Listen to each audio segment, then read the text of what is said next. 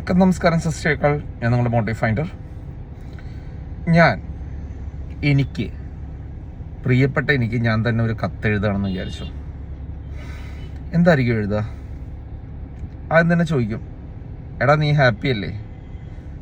ഞാൻ ഹാപ്പിയാണോ? ഞാൻ എന്ത് നേടി? ഞാൻ ആർക്ക് വേണ്ടി ജീവിച്ചു? ഞാൻ എൻ്റെ സ്വപ്നങ്ങളെയൊക്കെ മറന്നില്ലേ? എൻ്റെ സ്വപ്നങ്ങളൊക്കെ മറച്ചു പിടിച്ച് ഞാൻ മറ്റുള്ളവർക്ക് വേണ്ടിയിട്ടല്ലേ ഞാൻ ജീവിച്ചത്? നേടിയെടുത്ത ബന്ധങ്ങളൊക്കെ എവിടെയായി? എങ്ങോട്ട് പോയി?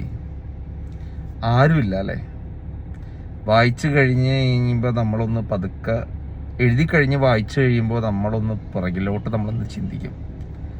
അപ്പം അതിൻ്റെ ഒരു സത്യം നമുക്ക് മനസ്സിലാവും.